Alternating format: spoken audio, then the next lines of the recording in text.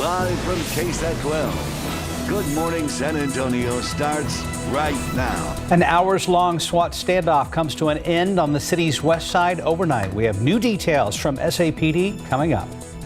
Plus, President Biden says he is ordering U.S. intelligence officials to redouble their efforts to investigate the origins of the COVID-19 pandemic. Mike says the warm, humid weather continues, but there are storms in the extended forecast. Good morning, everybody. It is Thursday, May 27th. Thanks for joining us this morning. Yay, it's almost Friday for a long weekend for a lot of people. It is, and it's starting to warm up out here. I went for a dog walk late yesterday, and it got hot. Yeah, it was a little hot, even later in the day. Yeah, it was like 87 at the airport when I went out, but I think car thermometers were saying like 94 out on the freeways. And again, those thermometers are in the direct sun, but there was heat index yesterday. We got all that humidity, so you really got to take it easy. I was out cutting the grass yesterday, and that was a big mistake. Yard looks okay now, but wow, it was hot out there. Same start as yesterday, and this is going to be the situation tomorrow as well. It is warm. Temperatures are about 5 degrees above normal. Everybody's pretty much mid-70s, 77 right now at Stinson, and a ton of humidity out there. Dew points remain very, very high, and this is really not going to be changing in the short term. We do have a lot of mold, although it came down tremendously from the previous day. It was about 7,000 plus out there. So throughout the day, 73 degrees this morning, pretty much cloudy skies, a couple of breaks here and there. And then we will have partly cloudy skies later on today, 89. Normal high temperature once again. It is going to get breezy late this afternoon and this evening. We'll still have plenty of humidity around here. We do start to see then late tomorrow. Tomorrow's still going to be a lot like today, but late tomorrow, some changes, some rain chances come on in here, and well, more on the long Memorial Day weekend forecast coming up in just a couple of moments. Steph, Mark. Thank you, Mike. New this morning, a standoff on this west side involving San Antonio police, SWAT team members and crisis negotiators has come to an end. According to police, the incident stemmed from a possible domestic violence situation that happened around 6:45 last night at some apartments in the 1700 block of Thompson Place. Investigators say a caller witnessed a man and woman, in a verbal confrontation. She drove into the complex as the caller followed the couple and parked her car. She told police she saw the man drag the woman out of a car and force her into one of the apartment units.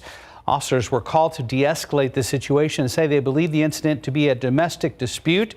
Police say about 15 to 20 residents around the unit had to be evacuated as a precaution.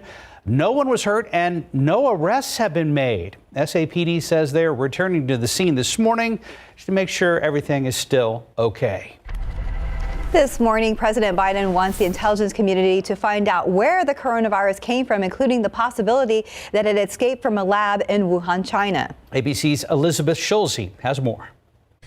This morning, President Biden is asking new questions about the origins of COVID-19. He's now directing the U.S. intelligence community to redouble their efforts to investigate the virus and report back within 90 days. There are two main theories about its origin. Either the virus was transmitted through contact with an infected animal, or it escaped from a lab in Wuhan, China. The Wall Street Journal recently reported 3 workers at the lab became sick and were hospitalized with flu-like symptoms in November 2019, 1 month before China reported its first infection.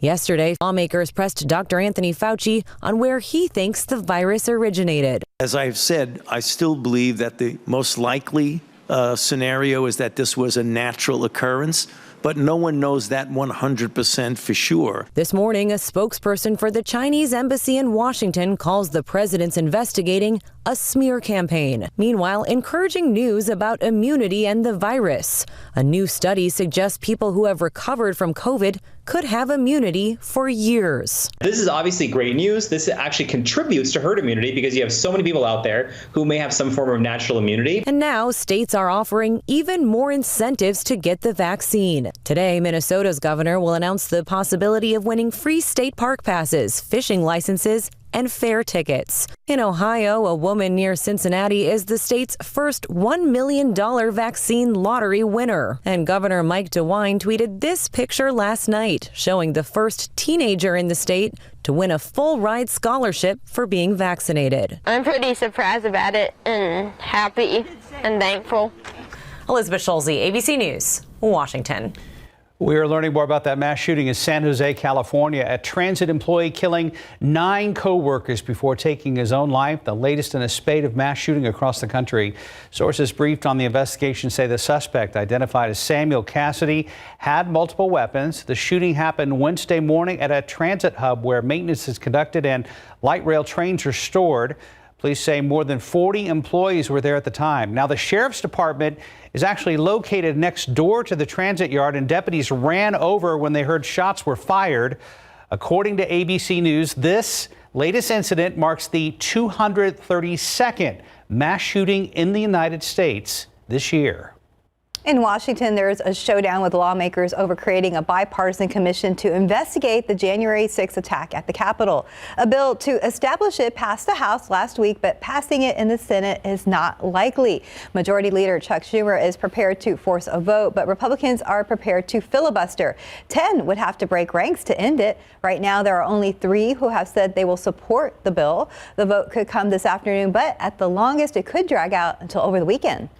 Gas prices hitting their highest mark in 7 years' time heading into this Memorial Day weekend. That's according to GasBuddy.com, which says the recent Colonial Pipeline cyber attack and increased demand nationwide are driving prices up. And with 34 million Americans planning to travel by car over the weekend, the added expense will likely be felt in our wallets. The national average price for a regular gallon of unleaded gas is $3.04 a gallon. Here in San Antonio, we're paying about $2.50 a gallon on average. And time now is 4:36 and about 75 degrees right now. With all the rain we've had, maybe time to do some serious lawn work soon. Why a battery-powered mower might be your best option for lawn care. Also next, the Smithson Valley Rangers are headed to the semifinals in baseball. We're going to have a preview of tonight's big game. Way to go, Rangers. And outside with live cam, see how things are looking out there. This is a picture we've seen pretty much all week long with low clouds and tons of humidity in place. When is our next best chance of showers and storms? Mike Osterhage has that still to come.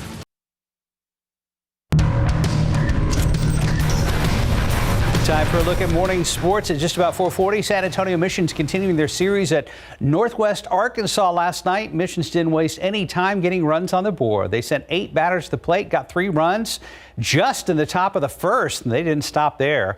Missions offense finally explodes the rest of the game, including a couple of home runs. The effort sailed the Missions to a 10-7 victory over the Naturals. The series continues tonight, starting at 7:05. Staying with baseball now, the Smithson Valley Rangers are headed to Class 6A Region 4 semifinals in baseball. Rangers will face Eagle Pass in a best-of-3 series starting today here in San Antonio. It's after the Rangers were able to eliminate the Reagan Rattlers last weekend in a winner-take-all Game 3 that had to go to extra innings, where Ethan Gonzalez had a walk-off RBI single to win 6-5 in 8. Being able to beat a powerhouse like Reagan, they're a really good team. So being able to beat them, it's a really good motivator to be able to keep going in the playoffs. I think the momentum's great, but in a way, you kind of got to put it behind you and just focus on this week and try and get better for the weekend. You know, this time of the year, there's only 16 teams left playing, so you're going to play a good team, you know, and so we're excited about the opportunity. We're excited about what lies ahead for us. Good luck, Smithson Valley. Game 1 tonight at 7 o'clock at Northside Field. Yeah, good luck and congrats. Time now is 4:41 and about 75 degrees right now. All the rain we've had probably has your grass ready for a good cut. Why not try out a battery-powered mower this year? Up next, we take a look at which ones work the best. Also next, a first look at a murder involving a husband and wife regarding the deaths of 2 children. What legal analysts are saying about the case. And welcome back. It's about 4:44. A grand jury in Idaho has indicted Lori and Chad Daybell on murder charges in the deaths of her 2 children. ABC's Mona Kassar Abdi has the details in today's GMA First Look. In this morning's GMA First Look, facing the judge. Miss Daybell is present here. Mr. Daybell, can you hear me okay? Yes. For the first time since being charged with first-degree murder, Lori Vallow and her husband Chad each appeared in court via Zoom. Prosecutors sharing new details on how the couple conspired to have her 2 children and his former wife killed, saying they justified the murders with their spiritual beliefs. The pair facing a total of 9 new charges, including insurance fraud and grand theft. The maximum penalties of all of those counts carry up to, they could all run consecutively, one after the other, or they could run concurrently. Do you understand that? Yes, I do. What defense strategies could the couple use? Legal analyst Dan Abrams weighs in live coming up at 7 a.m. With your GMA First Look, I'm Mona Kosar-Abdi, ABC News, New York. Thanks to all the recent rainfall, many of our lawns need mowing. Now are more reasons than ever to get a battery-powered mower. And many can work just as well as gas-powered models. 12 on your side's Marilyn Morris shows us some of the top tools that are great for your yard. Gasoline-powered tools may be good for your lawn, but not necessarily the planet. Emissions can take a toll. An increasingly popular alternative is battery power. Every year we test more and more battery-powered outdoor tools, and every year we find fewer reasons to recommend buying gas models. Battery-powered motors are more efficient and produce zero emissions. Consider this: a commercial gas-powered leaf blower running just an hour produces about as much pollution as driving a 2017 Camry 1,100 miles. Battery-powered outdoor tools reduce air pollution, but they can also help reduce noise pollution in a suburban area. That means your neighbors might thank you too.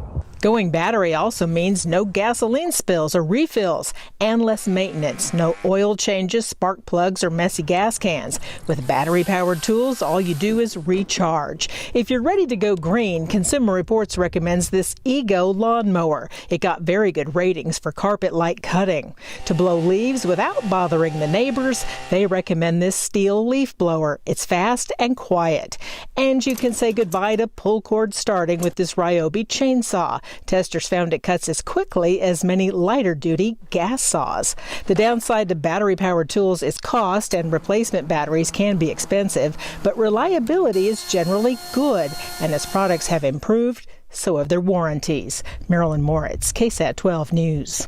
My luck, the grass would be so tall, the battery would get worn down within like 10 or 15 minutes. Yeah, just break your brand new mower. Yeah. Yeah.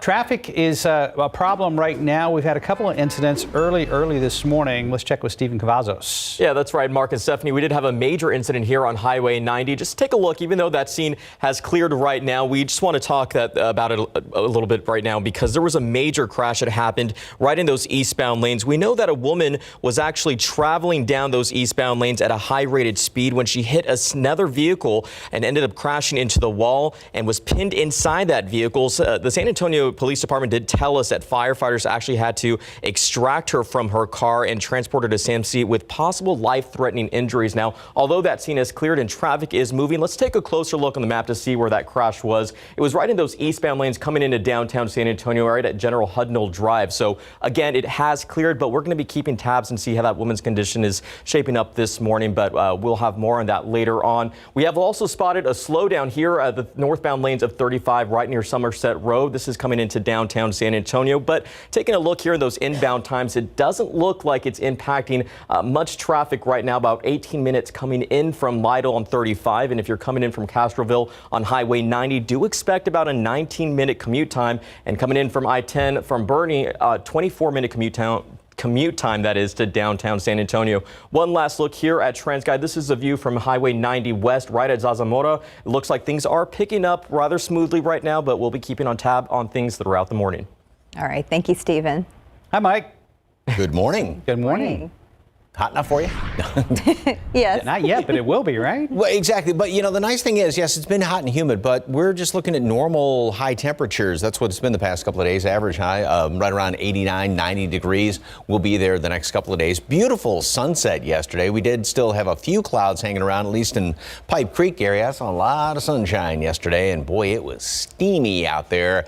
And if you're cutting the grass, doing anything, try and do it earlier on in the day just to save yourself a little bit of sweating there. We've got kind of that hazy look once again with all the humidity. Heat index readings later on today. We're going for high temperature of 89, but you can add about 4 or 5 degrees to that at least, and that's where the heat indices are going to be well up into the 90s, and then we're looking at the low hundreds, especially down to the southwest. That's when you factor in all of that humidity. Here's one of the computer models, and everything is with minor variations. A lot of the different models look at to come up with the forecast are pretty much in agreement as far as what's going to be going on as we approach the weekend. So today we will have, mixture of sunshine and clouds, maybe a few more clouds at times, getting up into the upper 80s, some low 90s, and a few showers and thunderstorms way out there to the west. And then we go into tomorrow, starting off with cloudy skies around here, and throughout the rest of the afternoon, we'll see a little bit of sunshine mixed on in. Then we go into tomorrow night, and there is somewhat of a front, and this is going to be one of those situations where it looks like it's going to develop one of those big nighttime storm complexes. Now, this computer model, even though a few thunderstorms around, say, New Braunfels, Seguin area by early Saturday morning, this one's a little bit slower with bringing this in. Some models have this actually down into the area by early Friday evening, say just after dinner time, going into the mid-evening hours with that coming on through here. But this one obviously is a little bit slower. So this is the timing issue is still something that's a little bit iffy, but we will have some showers and thunderstorms then going into Friday evening, and then a few left over on Saturday. Now, some of those storms are going to be on the strong side. This would be late tomorrow night, and as that line moves down in here, marginal risk for severe weather. Be interesting to see what the Storm Prediction Center does with this when the next update comes out. Usually day 2 doesn't get updated really until tomorrow, so we'll wait and see on that one. But there is going to be that chance. Also, then we'll have a couple of leftover showers and thunderstorms on Saturday. More on the weekend coming up in just a couple of minutes, just a couple of moments, I should say. 83 degrees today at noon, partly cloudy skies, and a high temperature today right around 89. Partly cloudy. It's going to look a lot like it did yesterday, maybe a few more clouds in places. Then tomorrow, pretty much a repeat of today. Then we get into tomorrow night, and there will be some of those thunderstorms later on into the, I'd say, mid-evening hours, a good general timing of it, and it's going to be coming down from the north. We'll still have a couple of showers and thunderstorms, just about a 30% on Saturday. It's not going to be a washout. Can't rule out a stray shower Sunday, Monday. I don't think it's a big deal, but just, one or two popping up here and there. Then we get a better chance of rain midweek. And look at temperatures also, mid and low 80s. Almost 10 below normal by the middle of the week. And maybe some, as of right now, hefty rain Wednesday. Mother Nature continues to confuse and amaze. Yes. And keep things wet. Yes, she does. But we'll take it being in the wet. 80s. Talk Maryland story. Yeah, grass grows quickly and all the weeds do when it's this wet. Yeah, because you were working very hard yesterday. She can attest to that. Yes. 4:52 on your Thursday morning. And do you feel like, if you feel like you're always stuck in second gear, sorry, that's a Friends song. Never fear, your friends are here. We're going to have more on the big reunion special that drops today on HBO Max. And here are your lottery numbers. Pick 3, 6, 7, 9, Fireball 8. Daily 4 numbers 3, 3, 3, 2, Fireball 5. Cash 5, we have 5, 12, 20, 21, 24. And Lotto Texas, we have 1, 2, 5, 11, 17, 39. Your Powerball numbers 2, 8, 21, 34, 62. Powerball 16, Power Play 2. Good luck. A big day for fans of the Friends TV show, plus a new film debuting in theaters only. For the latest on what's happening in Hollywood, here's ABC's Jason Nathanson.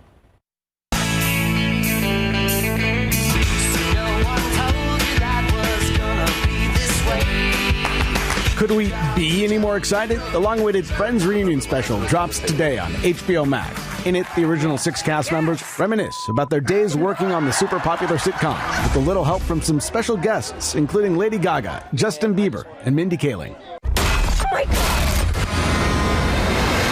Tomorrow, A Quiet Place 2 roars onto the big screen. The scary sequel finds star Emily Blunt once again trying to keep her family alive while avoiding aliens who will kill them if they make a sound. And Blunt says if you thought the first film was tense, I did find the experience of making this one more harrowing in some ways. I think there were scenes that I needed a lot of whiskey when I got home. A Quiet Place Part 2 is only in theaters, no streaming, starting Friday.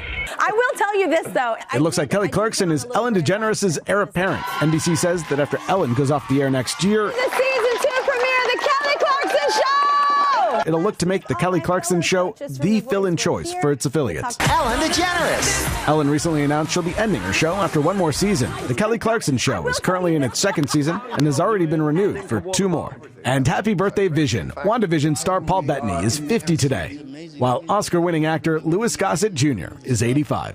And that's what's happening in Hollywood. I'm Jason Nathanson, ABC News, Los Angeles. And time now is 4:57 and about 75 degrees right now. So ahead on GMSA, we have the latest on that mass shooting in San Jose, California, including more about the suspect. Plus, NASA is looking to build a brand new vehicle for astronauts to drive on the moon. We're going to tell you about a special partnership that's making that happen. Ahead on GMSA at 6 today, we're speaking with a pediatric orthopedic surgeon. She's talking off-season nutrition and workouts for young girl athletes. And taking a look outside with TransGuide this morning, looking at 90 and 410. A couple of issues this morning. We're going to be checking in with Stephen Cavazos later on. Live from KSAT 12. Good Morning San Antonio starts right now. New details this morning about the mass shooting in San Jose, California. I'm ABC's Elizabeth Schulze. The latest coming up. And taking a look outside with live cam this morning, we are at 75 degrees, but things have been heating up as we have a break from the rain. Consequently, which means not much of a cool down. Good morning, everybody. It's Thursday, May 27th. Happy Thursday. Hope you've had a great week so far. And yesterday got very, very warm. Mike is here with more on that trend as we head closer to the Memorial Day weekend. Good morning, Mike. Good morning. Yeah, we're up to normal temperatures, which are pretty warm with all this humidity as well. So it was upper 80s yesterday, the day before that. That's where it's going to be again today. Upper 80s, close to 90 again tomorrow. We are going to be seeing, and a lot of the indications are temperatures that will be on the below normal side once we get into the latter portion of the weekend, as well as next week. Right now, 74 degrees. We are anywhere from about 4 or 5 degrees above where you would expect the average temperature, which is average low is 70. And look at that bottom number, dew point, 71.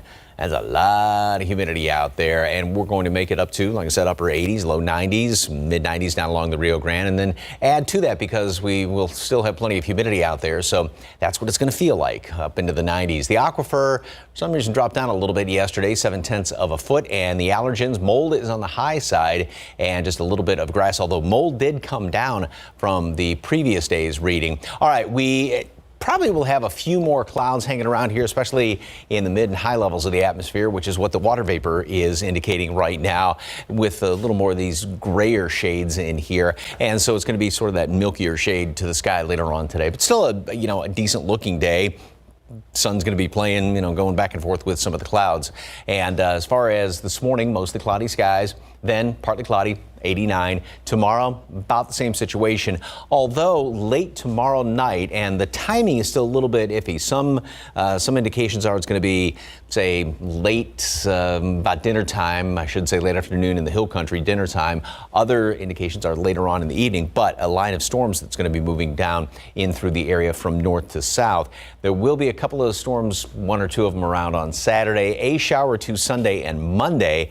Like I said, some indications for some lower temperatures, mid and then lower 80s by the middle of next week, and better rain chances by the middle of next week. Details just a couple of minutes. Traffic Authority and Stephen Cavazos. What's going on, sir? Hey, good morning, Mike. Well, we are encountering a few problems here on Highway 90. This is a new crash that was just reported here off Highway 90. This is a view from TransGuide right now. You can see that we do have first responders that are out there working to get that scene cleared. It does look like they've moved traffic over to a few lanes so they can work to get the scene cleared up. But of course, this is where we are going to be keeping a close eye on throughout the morning. Taking a closer look here on the map, we're actually in the northbound lanes of 35. Actually, let's try to go to our general map. Looks like it didn't pop up, but that's right in those eastbound lanes of 410. So you do want to give yourself some extra caution. We'll get that on the map when we see you here in the next few minutes. But we did have a crash that was also reported here off I-35 in New Laredo Highway. That does look like it's cleared right now, so we don't have anything to worry about in that situation. But things have been looking pretty green so far this morning. Not too many issues to report. But one last look here at TransGuide, where we do have first responders that are out there on the scene. We'll have more details on where that's happening and what you can expect on your roadways for this Thursday morning. Authorities are continuing to investigate yet another mass shooting, this time at a rail yard in San Jose, California. Officials say the gunman was an employee at the transportation site where the shooting took place, and they've now identified 8 victims in that attack. ABC's Elizabeth Schulze has the latest. This morning, new details about the mass shooting in San Jose, California, the latest painfully familiar scene of deadly gun violence in the United States. This is a horrific event, and we've got a lot of families and a lot of friends in pain right now. Officials now say the suspected gunman, 57-year-old Samuel Cassidy, was a longtime employee at the rail yard where he opened fire, killing at least 9 employees before taking his own life. We have 3 Code 3 ambulances. This is an active shooter. Sources briefed on the investigation tell ABC News Cassidy had multiple weapons registered to his name. Authorities are continuing to comb through the transit site for evidence, as well as Cassidy's home. Officials say they believe Cassidy set fire to his house before leaving. He's seen here in surveillance video casually walking to his car the morning of the shooting. All of us woke up to a new nightmare. This one, 2 blocks away from my office. Authorities say law enforcement responded within minutes to the shooting, running toward the building from offices just across the street as shots were fired. But for hours afterward, families left searching for loved ones. I'm just here looking for my brother. He's an employee. Okay, have you heard from him? No. A desperation all too familiar for families across the country. This marks the 232nd mass shooting in the U.S. so far this year. What the hell's going on in the United States of America? What the hell's wrong with us? President Biden has ordered flags to fly at half staff at the White House, saying in a statement the U.S. must do more to stop the epidemic of gun violence in America. Elizabeth Schulze, ABC News, Washington. And here at home, a judge is pointing out a law that can help in domestic violence cases. A statement comes after a mother of 3 was shot on Monday. Police say that mother's estranged husband has a history of domestic violence and is still considered a person of interest in the case. Judge Velia Mesa says domestic violence repeat offenders can be placed in jail without bond. She says a law on the books since 2008 makes this possible. There is some room for the judges to use their discretion to conduct hearings and to make a determination whether or not this person should continue on bond. A recent appeals court opinion may make it more challenging, but Mesa says it's a challenge she accepts. Now to Texas politics, the 87th Texas legislature scheduled to wrap up at the end of this month. With time running out, there's a call to revise some measures with a special session. The heartbeat bill already signed, adding abortion restrictions. Permitless carry bill, which loosens restrictions on handguns, is still one of several measures that needs the governor's signature. And then there's a bill that could keep transgender students from joining male or female sport teams that don't match their assigned sex. The measure mostly died, but a special session could change that. Lieutenant Governor Dan Patrick specifically named Senate Bill 29 in a tweet, saying he asked the governor to call for a special session in June and try and pass the bill. Matt Patrick also named several other conservative measures he wanted lawmakers to revisit. Meanwhile, a bill stemming from February's winter storm is still in the hands of lawmakers. The legislation is meant to require some weatherization for some energy systems here in Texas. And time now is 5:08 and about 75 degrees for now. Still ahead on GMSA, we'll have more on the 2 big companies partnering to build an electric moon buggy for NASA. Also next, how local churches are getting involved in fighting back against gun violence. Traffic is picking up. We'll check back in with Stephen, and more of the same out there as we look back towards downtown and the Tower of the Americas in beautiful San Antonio, Texas. We'll be right back. 5:11 this week, we've seen a growing amount of gun violence around San Antonio. The most recent case happened just yesterday on Main and Elmira, where a man was critically injured. All of the cases on this map are separate shooting cases, and police say in most instances the victim knew the gunman.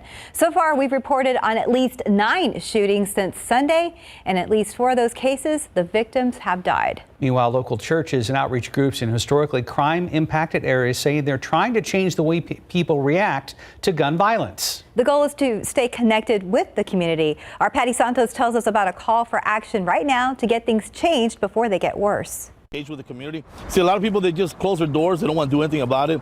And then you see tragedies like this happen. Pastor Jimmy Robles is putting out a call to action to churches and organizations to unite forces to stop gun violence. I mean, we do one march one day and the next thing you hear another shooting. And it's a never ending thing. Since Sunday, there have been at least 9 shootings. Robles leads a group of volunteers in outreaches urging residents in crime-prone neighborhoods to get involved in changing the culture of violence. We sit back in the hot spots. But he's not alone. Other groups like Stand Up SA are also hitting the streets. We work the east side and the west side the most, but we do go to the northeast, to the southeast. Like, we go where there's problems. They're working to reduce the number of retaliatory shootings and steering troubled youth out of a life of crime. The call right now is to get community members to step in to report crime before the shootings increase and more blood is shed senselessly. We have neighbors that are crying, children that are suffering. Why? Because we want to keep our mouth shut. We don't want to say anything.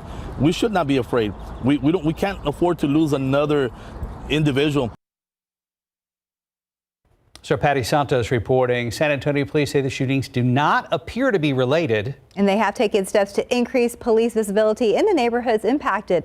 They urge anyone with information on these shootings to call homicide at 210-207-7635. Right now it's 5:13, about 75 degrees. Google's Chrome browser is becoming more popular every day. Now it's just hit a new record for the amount of people using it. Plus, we'll tell you about a new addition to the iconic Eiffel Tower in Paris. So who climbs ladders to clean their gutters? Dad, I keep telling you it's dangerous. Climbing ladders is too dangerous. Leaf Filter puts an end to that. So how does it work?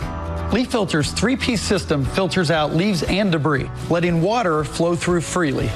Do we need to replace our gutters? Great question. Leaf Filter could be installed right on top of your existing gutters. We're sold. Call 833-LEAF Filter or go to getleaffilter.com for your free gutter inspection and estimate. Ready to shine from the inside out? Try Nature's Bounty Hair, Skin, and Nails Gummies, the #1 brand to support beautiful hair, glowing skin, and healthy nails. And introducing Jelly Beans with 2 times more biotin. On the count of 3, we run. 1, 2, 3. Ah! Again. 1, 2, 3. Charge! Again. Ah! Ow, my head. At last, M&M's Mix. In today's Tech Bites, a new moon buggy is in the works. So Lockheed Martin and General Motors are teaming up to develop a new lunar vehicle for NASA's upcoming Artemis missions to the moon. The vehicle will be equipped with autonomous driving capabilities to maneuver over hazardous terrains. And Google Chrome has passed the 3 billion user mark. The browser is being used by more than 3.25 billion people. That's about 40% of the entire internet. Apple Safari is a distant second with 944 million users. And finally, a view of the Eiffel Tower like it has never been seen before. One of the world's most popular monuments was lit up with electricity produced from renewable hydrogen. It's part of a push to reduce the carbon footprint and make people more aware of green energy. So the historic landmark trying to leave less of a mark on the environment. Those are your Tech Bites. Have a great day. Exactly 5:18. There are some issues at Highway 90 and Loop 410. Let's go ahead and check in with Stephen Cavazos. Yeah, that's right, Mark and Steph. Highway 90 seemed to be a big issue for drivers this morning. This is a view from TransGuide at 90 at 410. It looks like we had a crasher earlier, but that looks like it has resolved. Taking a look here at the map, that crash was actually at Loop 410 eastbound at Highway 90. Again, that has resolved, but earlier we had a major crash that happened not too far at 90 eastbound at General Hudnall. Just take a look at some of the video that we have from that scene earlier. This was a major crash. We did speak with San Antonio police on the scene. They tell us that a woman between the age of 25 to 30 years old was actually traveling down that highway at a high rated speed in a blue Honda, then ran into the back of a sedan that had 2 females inside. Now that Honda did hit the wall and rolled over, pinning that driver inside the vehicle. Firefighters actually had to extract her from that car, and she was taken at SAMC Hospital, that is, with possible life-threatening injuries. Now, thankfully, there were no other injuries to report in that crash, but thankfully it did resolve rather quickly. But taking a look here now at our maps and how things are looking right now around the city, pretty green right now, which is good. So drivers aren't going to encounter any major issues out on the roadways right now, but definitely be extra cautious when you're heading out this morning. Taking a look at our inbound times right now, 281 coming in from Bulverde to downtown San Antonio. We're looking at about a 27-minute commute time. If you're coming in from New Braunfels on 35, do expect about a 28-minute commute time as well. One last look here at TransGuide on 90 at 410. Things are picking up and looking rather smoothly. We just want everyone to be safe this morning. Yes, definitely. Thank you, Stephen. Mike, as the day went on yesterday, we saw some of those clouds start to tower and build a little bit. You know, there were one or two showers that popped up, and you really can't completely rule that out. I don't have anything in the forecast, but even this morning, if there's a little bit of some mist out there, just because of all that humidity and all the moisture getting pumped on in here from the coast. Now, as you can see, it's just that hazy look to the skyline. Yesterday we hit 88 degrees. Normal high average is 89, so basically where we should be. 99 Laredo, 95 Carrizo Springs, and mid-upper 80s throughout most all of the area. And that's going to be the situation again today, going for a pretty much normal high temperature, and everybody's going to be well up into the mid-upper 80s and even some low 90s around here. That'll be the situation tomorrow as well. Then we're going to start to see some changes as we go into the weekend, especially the late weekend and next week. Computer model today, we will have, again, a mixture, sunshine and clouds out there. Probably a few more clouds, just so there's a little extra moisture mid-upper levels of the atmosphere. Tomorrow, same situation starting off. Some clouds around here, some sunshine in the afternoon. This has, again, a sprinkly shower or two, but also this model is a little bit quicker as far as bringing that line of showers and thunderstorms down right around dinner time in the hill country and then throughout the evening hours, and that would move on through and get through fairly quickly. Then Saturday, a couple little showers around perhaps in the morning, one or two throughout the day. And again, this model always broad brushes things. So this is going to be, just here and there, shower, thunderstorm on Saturday. If you got outdoor plans, I wouldn't change them. Just keep an eye out in case one or two of those pops up. Sunday, again, a shower or two, even lesser chance than on Saturday. And I think the same situation Monday. There may be one or two little showers popping up here and there. Got a picnic and barbecue, something like that over the weekend? I don't think it's going to be any problem. Just don't be surprised if one of those showers pops up. Now, going into Tuesday, then, we will start to see better chances for some showers and thunderstorms move into the area, and that's going to be the case getting into Wednesday as well. Also, tomorrow evening, there is the marginal risk for some of those thunderstorms that move down in that cluster to be on the severe side. Very small chance for it, but high winds and hail would be the biggest threats. And again, that's going to be tomorrow evening into the wee hours of Saturday morning. Forecast today, we've got a lot of clouds hanging around here this morning. Again, if a sprinkle, here or there kind of pops up, just don't be surprised if not hardly any chance of it. 83 degrees today at noon, and then high temperature up to 89.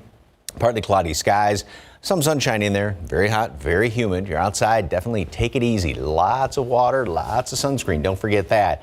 Tomorrow night, those storms late, and then Saturday, one or two showers, thunderstorms throughout the day. A shower or two Sunday, Monday, just one of those you can't completely rule it out. And then better rain chances next week. And look at what temperatures do. Mid 80s by Sunday, Monday, low 80s by the middle of the week. That is very nice. For, I guess it'll be June. For the 1st of June. Yeah, June starts on Tuesday already. Yeah. Looking good for June. Yeah, it is. Cross your fingers. Yes, cross your We're going fingers. to stay with Mike's theory that it's possible this may be the year we escape 100, maybe. Maybe. I just remember 2007. I'll check it again, and I know it was a wet summer. I don't know. I think 100 will be waiting for us, in September probably? She's probably right. 523, about 75 degrees. And still ahead in your morning spotlight, why the Amazon MGM deal is raising questions about James Bond films, plus how a university is honoring the late Chadwick Boseman.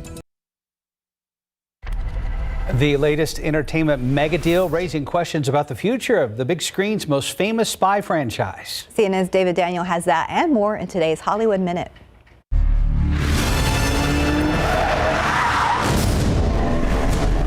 Why would I betray you? We all have our secrets. We just didn't get to yours yet.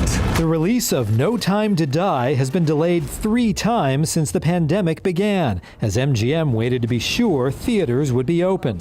But with Amazon's deal to buy the studio for nearly $8.5 billion, does that mean James Bond is bound for streaming instead? So stay in your lane. You get in my way, I will put a bullet in your knee. Not necessarily.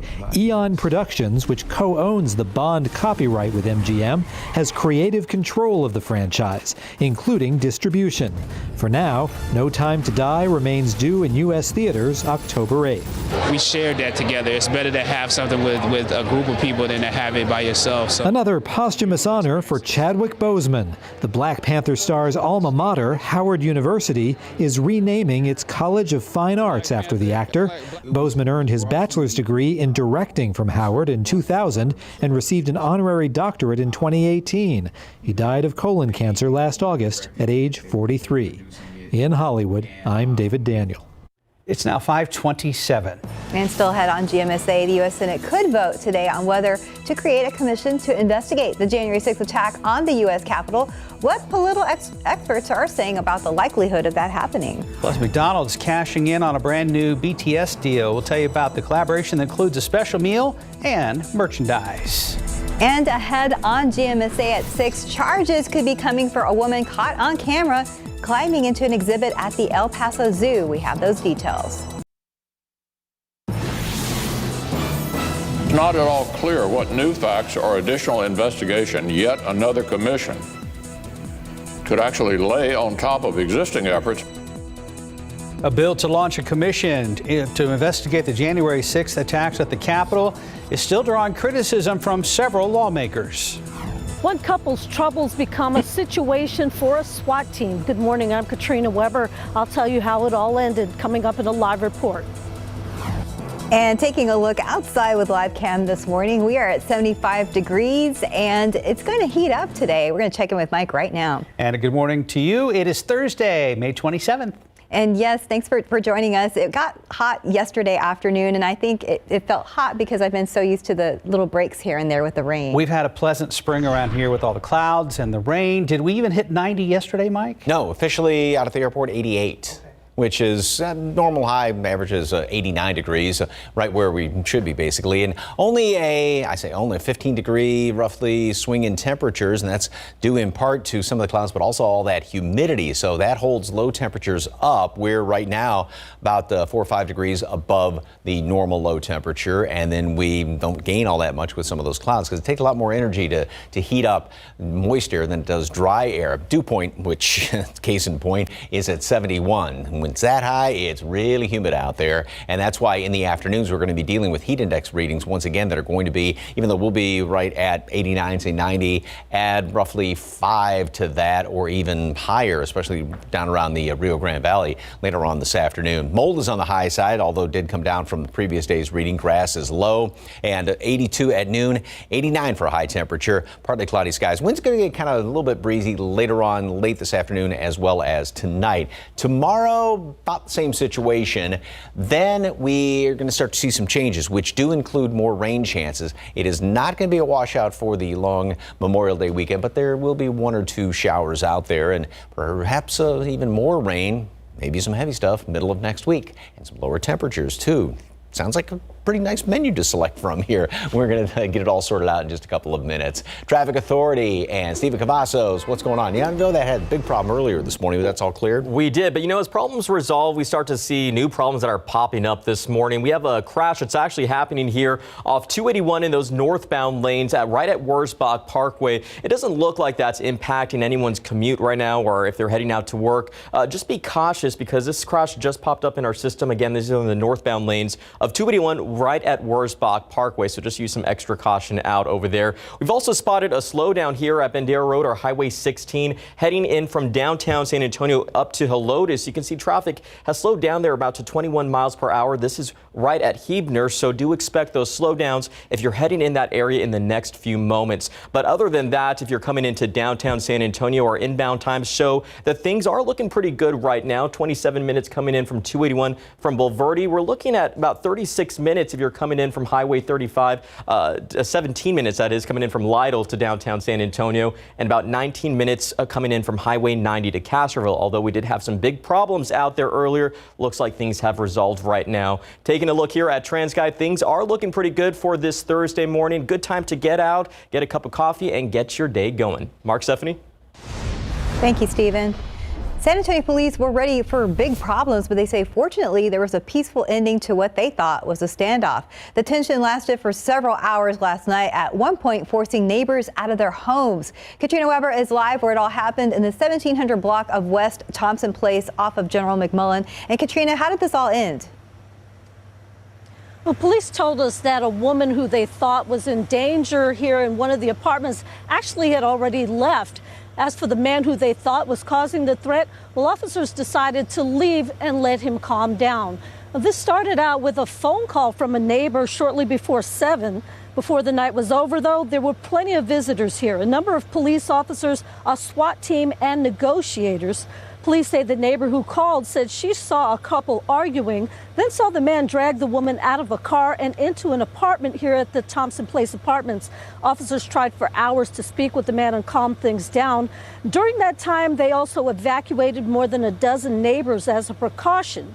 Eventually, they were able to reach the woman and again found out that she had gotten out of the home and was safe.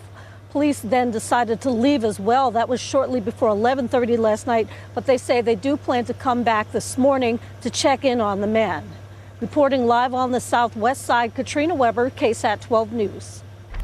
Katrina, thank you very much. 5:35. It's been nearly 5 months since the attack on the U.S. Capitol, and there's a push to create a 9/11 style commission to dig into every aspect of what happened and why. It passed in the House and it could hit the Senate floor for a vote as soon as this afternoon. But as CNN's Britt Conway reports, it's all but dead on arrival.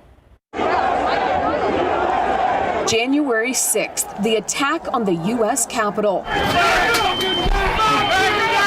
Now, a showdown at the U.S. Capitol over creating a bipartisan commission to investigate that attack. A bill to establish it passed the House last week, but passing it in the Senate, not likely. Majority Leader Chuck Schumer is prepared to force a vote. Why the various shifting reasons, why Republicans can't support a simple bipartisan, down the middle, 50-50 commission. But Republicans are prepared to filibuster. 10 would have to break ranks to end it. And right now, there are only 3 who've said they'll support the bill. Alaska's Lisa Murkowski and Utah's Mitt Romney. Maine's Susan Collins is a yes, but with changes. The list of no votes includes influential Minority Leader Mitch McConnell. It's not at all clear what new facts or additional investigation yet another commission could actually lay on top of existing efforts. There are 2 investigations underway. The Justice Department is focused on bringing criminal charges against people involved in the attack, and the Joint Senate Committee investigation is focused on the security response, primarily the U.S. Capitol Police. This investigation would be a look at the big picture. What happened before, during, and after January 6th. Now, it's up to the Senate. I'm Britt Conway, reporting. Jeff Bezos will step down as his role as Amazon's CEO on July 5th. The internet giant has made Bezos one of the richest people on the planet. It made the announcement during the company's annual shareholder meeting yesterday. Bezos will hand the reins of chief to Andy Jassy, who's been at Amazon nearly 25 years and currently runs Amazon Web Services. Bezos will take the title of Amazon's executive chair, where he says he will focus his energy and attention on new products and early initiatives. The announcement comes just after Amazon bought MGM Studios in a mega media deal valued at more than $8 billion. The author and artist of The Very Hungry Caterpillar and many other popular children's books has died. Eric Carle was 91 years old. On his Twitter account, his team announced his death. The Very Hungry Caterpillar was published in 1969. Carle's website says it has been translated into 66 languages and has sold more than 50 million copies. He and his late wife opened the Eric Carle Museum of Picture Book Art in Massachusetts back in 2002. Throughout his life, Carle was awarded honorary degrees from more than 5 universities. Right now it's 5:38, about 75 degrees. And still ahead, a look at the latest collaboration between McDonald's and one of the most popular bands in the world right now. And speaking of fast food, we all have our favorite menu items, but we know it would be better if we could just cut back a little. Up next, what health experts say about some of the key things that will happen if you give up fast food. Not going to happen. Not going to happen? No, taking well, at least you thought about it, Steph. Yeah, for a second. For a quick second. It's humid out there. We're going to check in with Mike later on. 541, welcome back. Food to go seen a huge uptick during the pandemic with more than 200,000 fast food options here in the U.S. It's an easy option, but also one that can cause some supersizing on the scale. And that's not all. Ursula Perry has some surprising side effects of what could happen if you give up fast food. What is your favorite fast food? I love pizza. I do like the fast food. I like the chicken fingers, French fries, Cokes, and my favorite, chocolate milkshakes. So what happens if you give it up? You'll be lowering your risk for heart disease and diabetes, but experts say you'll also lower the risk for Alzheimer's. Studies show the hallmark Alzheimer's protein, beta amyloid, was higher in those with high junk food diets. And with less blood sugar, experts say you won't just lose weight, your mood may improve. Researchers have found a fast food diet can damage neurons and even cause depression. But if you're one of the more than 84 million Americans consuming fast food every day, experts warn you need to start small. Oh, my kids, they'll tell you, McDonald's French fries are the best fries ever. Like, I agree. They have great fries. They're great fries. But we don't need to eat them every week. Researchers say as you give up fast food, you might also experience withdrawal, which is marked by irritability, mood changes, and cravings, but that should diminish over time as your body adjusts. The good news is that as your gut adjusts, you might find yourself craving whole, natural foods instead. For Good Morning San Antonio, I'm Ursula Perry. Can't do it. I think can't Sorry. grasp the concept. No, I'll try to find healthy options with fast food. That's what we can do. All right, so a salad right with a little side of fries. 543, about 75 degrees. I think you're right. And did you know every 57 minutes someone dies of melanoma in the U.S.? Coming up, we're going to have what you should know about skin cancer. 546, skin cancer is the deadliest, but also one of the most preventable and treatable cancers if caught early. But what you don't know could kill you. For instance, did you know your sunscreen should read broad spectrum to protect you against UVA and UVB rays? And did you know spray-on sunscreens are not all that effective? In fact, FDA regulations don't apply to spray-on sunscreens. RJ Marquez reports on what you need to know to protect yourself. Grab your sunglasses, beach chair, and noodle. It's time for some fun in the sun, but don't forget this. More people have more leisure time. They wear less amount of clothing. They tend to get sunburn. UV rays are linked to 90% of non-melanoma skin cancers. You can encounter these harmful rays outdoors in the sun, driving in a car on a sunny day, or even lying on a tanning bed. I can't tell you how many young women I've had come in with melanoma or more than one melanoma who have been victims of the tanning salon trend. In fact, using a tanning bed before age 30 increases your melanoma risk by 75%. And even though skin cancer affects people with fair or lighter skin more often, those with darker skin can still be at greater risk since the skin cancer can go undetected until it gets to advanced stages. So, to protect yourself, minimize your exposure to sunlight and tanning beds. Apply sunscreen every 2 hours you are outdoors, and schedule an annual checkup with a dermatologist to monitor any suspicious-looking moles. Also, manufacturers can no longer claim sunscreens are waterproof or sweatproof. They can only claim water resistant. RJ Marcus, KSAT 12 News. Any more to consumer headlines? Instagram and Facebook users can now hide the public likes their posts receive. This move could bring an end to a dynamic that ties likes to influence a person has on social media. Instagram's been testing the ability to hide likes since 2019. It says it's an attempt to make posting less stressful. If people decide not to share like counts, viewers can still see a list of people who did like the post, but not the total amount. The feature is optional, so it will take time to determine how many people will take this action. And McDonald's next celebrity meal is here, and it features popular Korean pop band BTS. The meal includes 10-piece chicken nuggets, medium fries, and a Coke. McDonald's is also launching 2 new dipping sauces, sweet chili and Cajun flavors.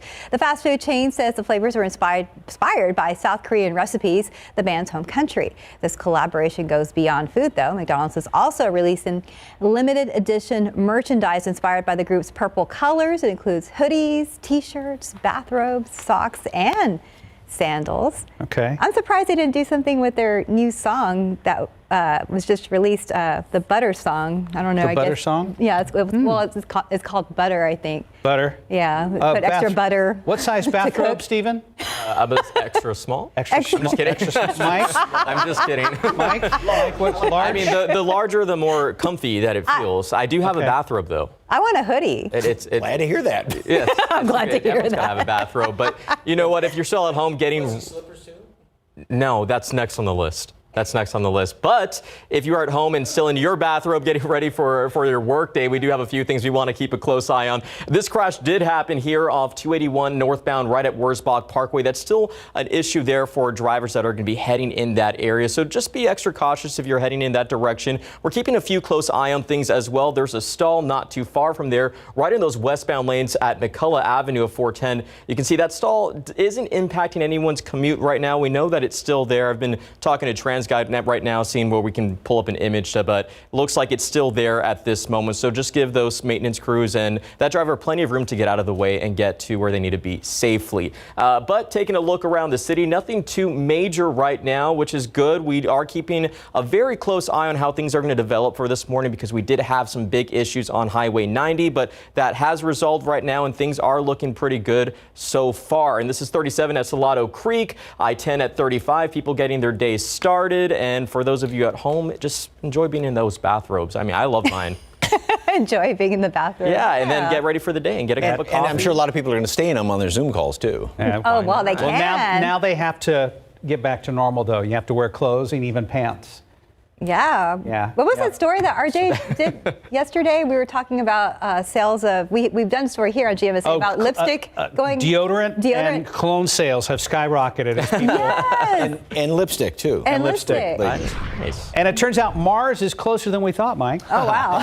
Now, this is a great picture of the full moon, full yesterday. Of course, at this time we were trying to see the lunar eclipse, with just a gorgeous moon then last night. Thank you so much for the KSAT Connect picture. All right, lots of clouds starting off. We'll see more sunshine later on today. And heat index readings are going to be well up into the 90s and even low hundreds, especially down to the southwest. And yeah, it's hot. I mean, lots of shade, lots of water, and if you're out walking a dog, don't forget their little paws on that hot asphalt, because that can be really, really hot out there, and also all that humidity throughout the afternoon hours. All right, we've got a lot of low clouds, this darker shade of gray right here. You can see some of those clouds hanging around here. We will see more sunshine as the day rolls on. And in the big picture of things, notice how this storm, first of all, notice up there around North Dakota, they're still getting snow up there and freezing precipitation. It's still very cold up there, but everything is moving pretty much right now straight west to east. We call it a zonal air pattern. Usually don't have big weather systems coming on in here. Temperatures are usually fairly close to normal readings, which is, well, for our high temperatures, that's the situation. Lows are on the high side because of all the humidity around here. We can't drop down below those dew point temperatures. Throughout the rest of today, tomorrow, we'll have sunshine mixed in, clouds in the morning again tomorrow, and then late tomorrow night, there's a system which is going to start to work its way down here, and that's going to touch off some showers and thunderstorms, probably in the hill country starting maybe even late afternoon, dinner time, in the evening hours. That will move down through the area, and we'll still have a couple leftover showers or a thunderstorm around on Saturday. Now, there's other computer models that have that a little bit slower, not until late tomorrow night. So the timing obviously is still just a little bit in question. Going through the weekend, 1 or 2 showers are possible Sunday, are possible Monday. I really wouldn't worry about it that much. Then we get into the middle of next week, and that's when we're going to see better rain chances. Also some lower temperatures. We do have a marginal risk for severe weather as that cluster of storms moves through tomorrow night, and high winds and hail would be the biggest threats with that. All right, forecast today. We are going to see, it's going to get breezier, by the way, later on this afternoon. At noon, 83 degrees, still partly cloudy skies, maybe a few more leftover clouds here and there. And then later on this afternoon, partly cloudy, 89, and gets breezier this afternoon, this evening. Tomorrow, a lot like today, but then tomorrow evening is when that cluster of storms will start to work its way down through the hill country, and some of those could be on the stronger side. 1 or 2 leftover storms Saturday, a shower or 2 Sunday, Monday. just can't be completely ruled out. I really wouldn't worry too much about it. And then better rain chances Tuesday, Wednesday. Temperatures will also be dropping down as well. So kind of rare to see, 84, 82 first couple of days. Yes. No complaints here. Not at all. Mind blown. 5:54 on your Thursday morning. Let's take a look at your winning lotto numbers. We have pick 3, 6, 7, 9, Fireball 8, Daily 4, 3, 3, 3, 2, Fireball 5. Cash 5 numbers 5, 12, 20, 21, 24. Lotto Texas 1, 2, 5, 11, 17, 39. And Powerball 2, 8, 21, 34, 62. Powerball 16, Power Play 2.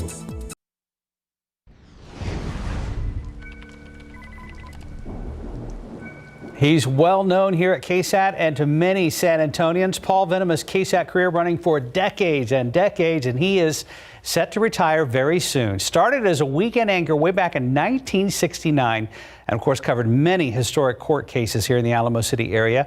You can add a special retirement message to Paul online right now at KSAT.com and look for him right here on GMSA at 9 tomorrow morning. We're going to talk to him a couple times in our newscast.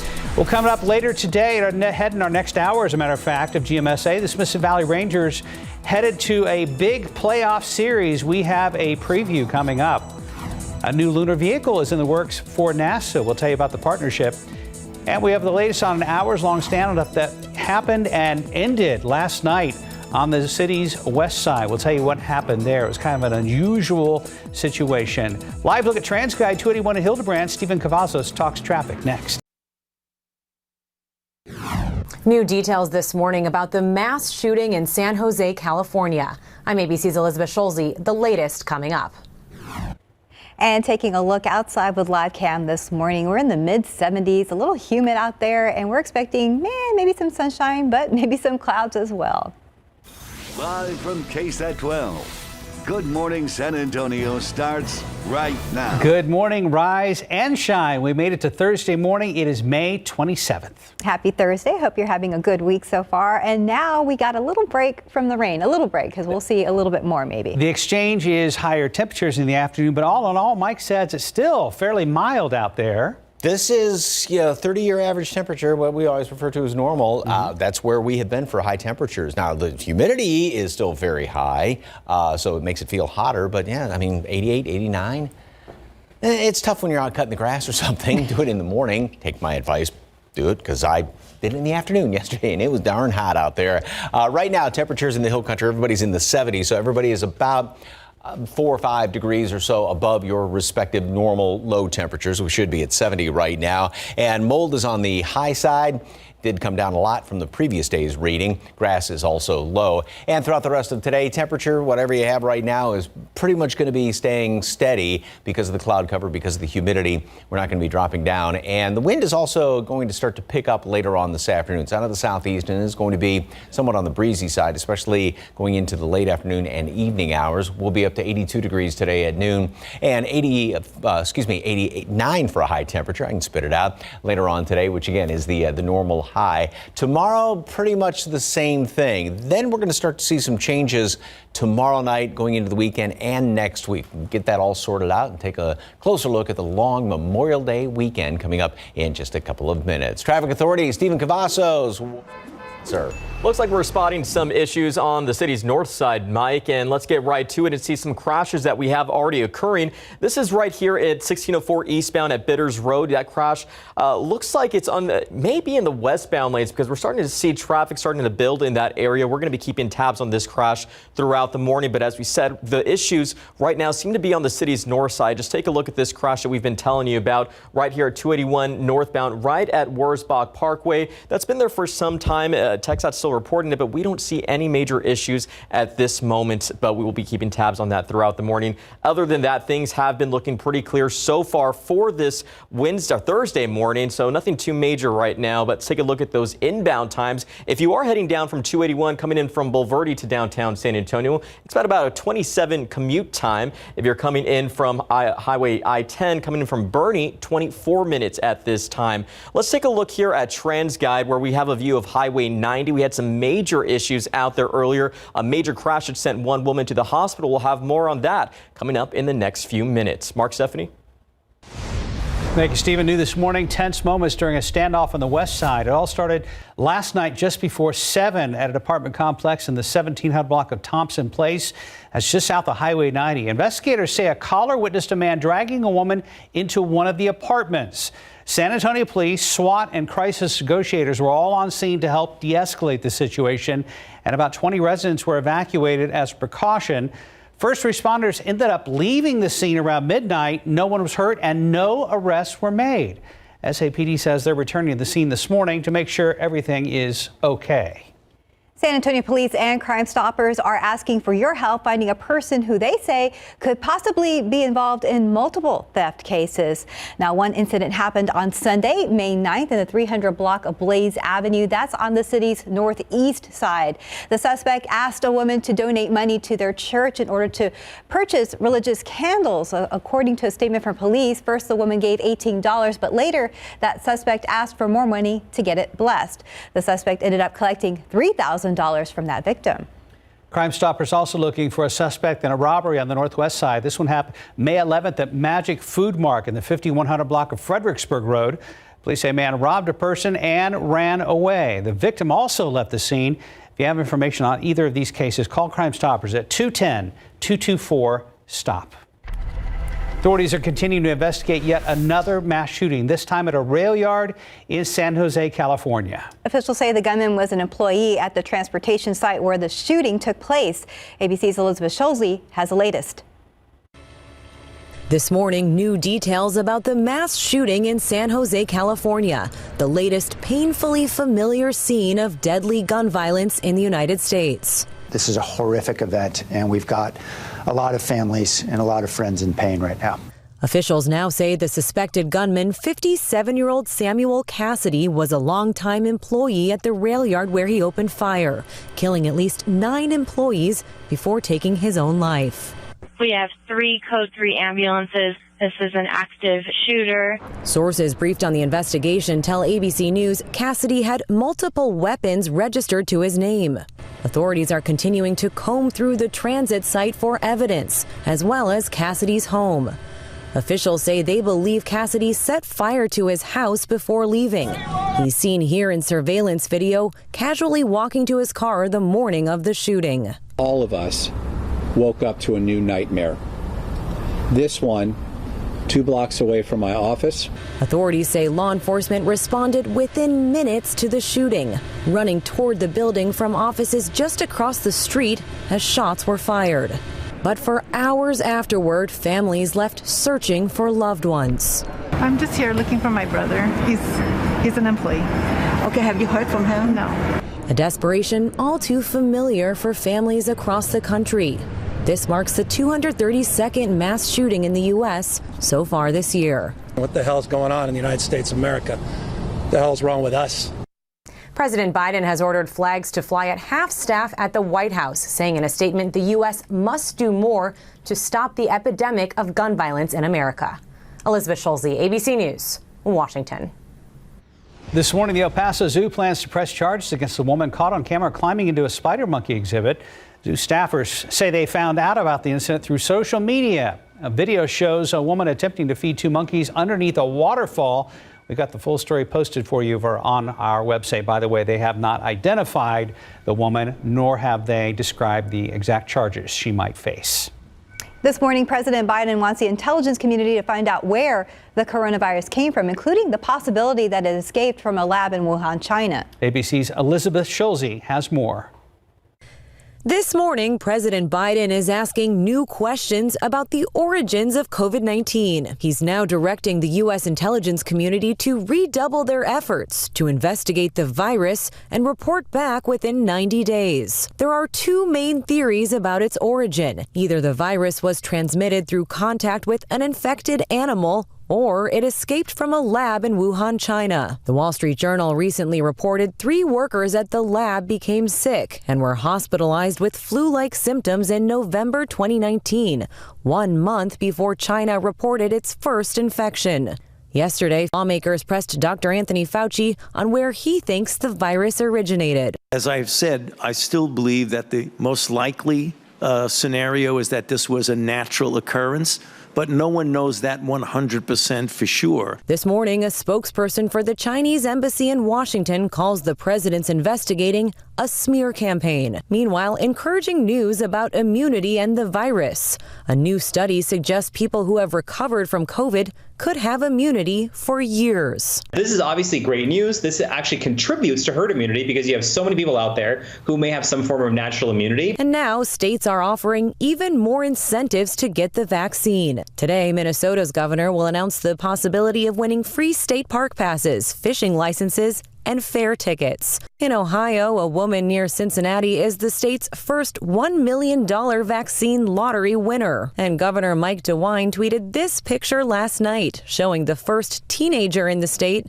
to win a full ride scholarship for being vaccinated. I'm pretty surprised about it and happy and thankful. Elizabeth Schulze, ABC News, Washington. 9 minutes past the hour, about 74 degrees. Smithson Valley Rangers baseball set for a big series. The details just ahead. Outside with live cam, Mike's forecast for the upcoming Memorial Day weekend. Still to come right here on GMSA.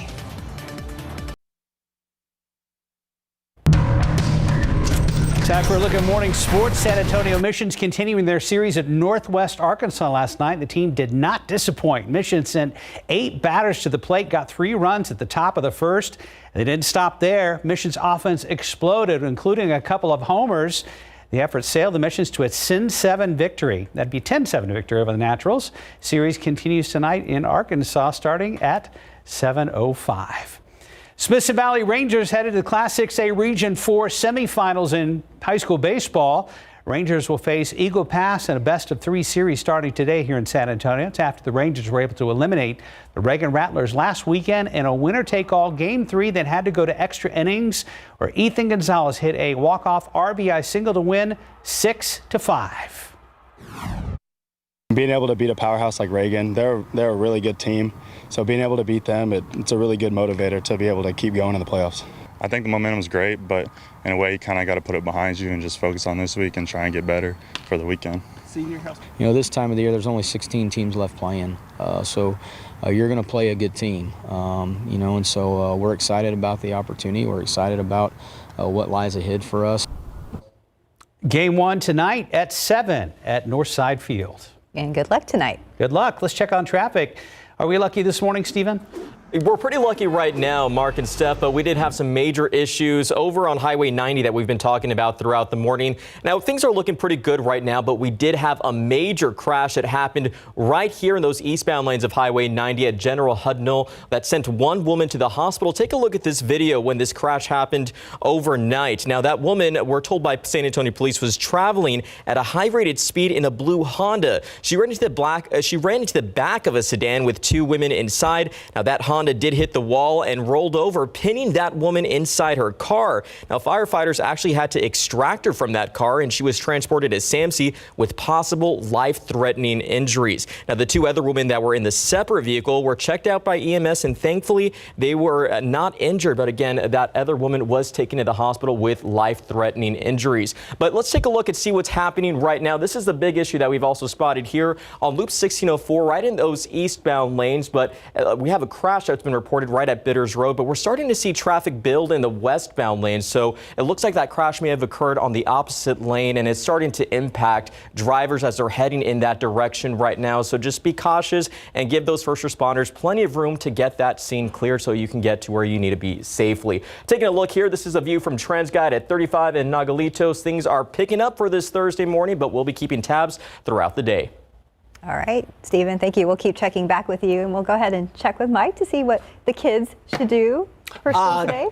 Have something nice and cool and air conditioned. And the school year's almost over for just about everybody, right? Well, a lot Maybe of people, next week? Well, not mine, but yes, a lot of people this week is their last week. Okay. And a lot of seniors have already graduated from colleges and then high schools this week, and so do they go really after Memorial Day, a lot of them? Well, so my child is going till June 17th That's SAISD. Okay. They have a long year. Yeah, but it's been kind of a little bit different. Yeah, different. It's been this year, different. yes. Anyway, it is warm, humid start this morning. Temperatures are in the low and even some mid 70s around the area. And then later on this afternoon, we're going to be right around about normal. This is what you would expect this time of year. It is going to be humid though, and also we're going to be a little bit breezy starting later on today, and then going into tonight. Winds out of the southeast about say 10, 15 miles per hour. This is a picture that we showed earlier of the moon, and there's another one in here which is really cool looking. That shot of the moon that is showing through those trees. Looks like something from Halloween almost. It's a great picture up in Bernie. Thank you very much for the KSAT Connect picture. All right, it is just kind of hazy looking out there this morning. Temperature stands at 74. Everybody's pretty much averaging mid 70s. And then look at these numbers, dew point temperatures. You get, I always point out, you get above 60. That's that kind of threshold line. You start to feel the humidity. Above 70, this is what you get when you're outside. And we've got a little bit of sunshine mixed in with the clouds today. We may have a few more clouds hanging around later on this afternoon than what we had yesterday, just because we got some mid-level moisture, mid and upper level moisture around here. Tomorrow morning, then, we are going to start off with some clouds, more sunshine in the afternoon. Then we go into tomorrow evening, and there's a line of showers and thunderstorms that's going to try and work its way down here, and that just moved right through. Let me try and go through this one more time here, and you can see that there is well, I'm having all sorts of fun with this. There's a line of some cluster of thunderstorms that's going to work its way down in from the hill country, and that's going to be late afternoon and into tomorrow evening, and that may actually touch off one or two strong to potentially severe storms, some high winds and hail, and that would be basically in the northern half of our viewing area. Then after that, we are going to have a couple of leftover, one or two showers, thunderstorms on Saturday. Not a great chance of rain. Today, 83 at noon, partly cloudy skies. High temperature then today up to 89. And again, that's the normal high, but it's going to feel like it's well up into the 90s with all that humidity out there. Then the next couple of days, we are going to see that cluster of thunderstorms work its way down here late tomorrow night into Saturday. And a couple of leftover thunderstorms throughout the day Saturday. A shower or two is possible Sunday or Monday. I don't think it's a great chance, but just possible. And then better rain chances Tuesday, Wednesday. But not only more rain, but also those temperatures, mid and lower 80s. So just about 10 degrees below normal by the middle of next week. Thumbs up from just about everybody in the studio. Yes, very nice. Temperatures. Right? Yep. Yeah. Keep those temps coming, Mike. I know, and more rain too. Don't disappoint us, Mike Osterhage. I'll try not to. Okay, thanks. About 6:20, and we're at 74 degrees. A moon buggy in development for NASA's upcoming mission. We're going to tell you what it can do. That's just ahead. Your dry skin story changes from one day to the next. Try Eucerin Advanced Repair and Switch. It doubles your skin's moisture and repairs dry skin over time. So tomorrow can be a different story. Eucerin, recommended and used by dermatologists. We found the right model. Now what would make you feel comfortable with the price? Well, no one made me feel more comfortable than my kindergarten teacher, Miss Jane. This one is special. And this one is also special. What's really special is saying, show me the Carfax value. You'll get the most accurate price based on the vehicle's accident history. Look for me and stop overpaying. Shop at the all-new Carfax.com. Feel the clarity of non-drowsy Claritin and 24-hour relief from symptoms caused by over 200 indoor and outdoor allergens. Try Claritin Cool Mint Chewables for powerful allergy relief plus a cooling sensation. Live Claritin Clear. In this morning's GMA First Look, facing the judge. Miss Daybell is present here. Mr. Daybell, can you hear me okay? Yes. For the first time since being charged with first-degree murder, Lori Vallow and her husband Chad each appeared in court via Zoom. Prosecutors sharing new details on how the couple conspired to have her 2 children and his former wife killed, saying they justified the murders with their spiritual beliefs. The pair facing a total of 9 new charges, including insurance fraud and grand theft. The maximum penalties of all of those counts carry up to they could all run consecutively, one after the other, or they could run concurrently. Do you understand that? Yes, I do. What defense strategies could the couple use? Legal analyst Dan Abrams weighs in live coming up at 7 a.m. With your GMA First Look, I'm Mona Kosar-Abdi, ABC News, New York. Lockheed Martin and General Motors teaming up to develop a new lunar vehicle. It's for NASA's upcoming Artemis missions to the moon. The vehicle will be equipped with autonomous driving capabilities to maneuver over hazardous terrain. A big milestone for Google this morning. Google Chrome has passed the 3 billion user mark. The browser is being used by more than 3.25 billion people. That's about 40% of the internet using Google's Chrome. Apple Safari is a distant second with 944 million users. All right, take a look at your screen right now. This historic landmark trying to make a less of an impact on the environment. The Eiffel Tower lit up with electricity produced from renewable hydrogen. It's part of a push to reduce the carbon footprint and make people more aware of green energy. Are you looking for the perfect friend? Starting today, Animal Care Service hosting Kitty Palooza. ACS says their adoption fees will only be $15. Every adopted pet gets vaccinations, sterilization, deworming, and a microchip.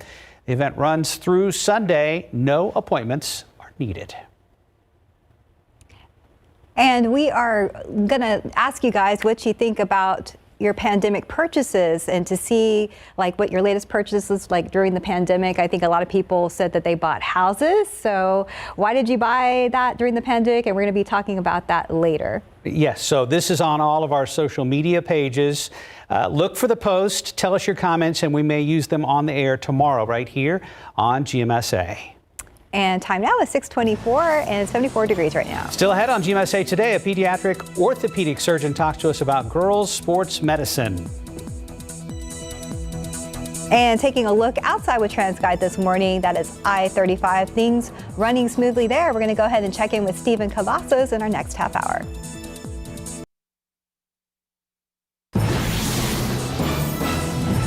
A neighbor's concerns about a couple have police and SWAT officers spending hours at the Southwest Side apartment complex. I'm Katrina Weber. I'll tell you how it ended. Outside with live cam, warm and humid continues. We're going to look ahead to the Memorial Day weekend forecast, and it does include a chance at showers and storms. Good morning, everybody. It is Thursday, May 27th. Happy Thursday. Thanks for joining us. I hope you're having a great week so far. Got a little warm yesterday. I was actually driving to pick up my daughter, and I happened to see Mike. You did? Yes. He was, how did that happen? What was I doing? You were mowing the lawn, and I was like, you are brave. Glad you were doing that. Couldn't do it in the morning, and if you do have to, cut the grass or something like that, try and do it earlier on in the morning, just because of that humidity. It can, make sure you got plenty of ice water with it too. Jumping ahead though to the weekend, you're talking about chance for showers and thunderstorms. There's a small chance, but I think overall we're going to have a good weekend. There will be, one or two of them kind of popping up here and there, but I don't think it's going to be a rain out at all. We do have pretty hazy looking conditions out there, and even if you were cutting the grass right now, it would still be pretty darn warm. Temperature right now stands at 74. Been pretty steady all morning long. This number is very, very high. Dew point temperature at 70, so we got a lot of humidity out there. That's the measure of moisture in the atmosphere. Wind out of the south at 8 miles per hour. And visibility, we do have a little bit of fog, which is starting to show up down there along the coastal plain. Beeville, mile and a quarter visibility, a slight bit of fog around Victoria. Throughout the rest of the afternoon, well, first of all, mold is on the high side. Updated count's going to be coming out in about 45 minutes to an hour. It did come down, though, from the previous day's readings. Remember, it was up to about 14,000 a couple of days ago, and it's been steadily dropping down.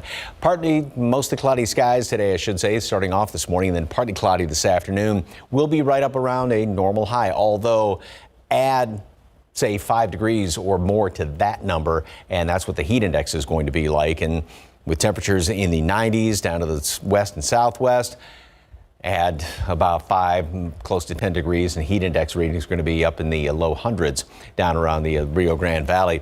Partly cloudy skies tomorrow, about 90.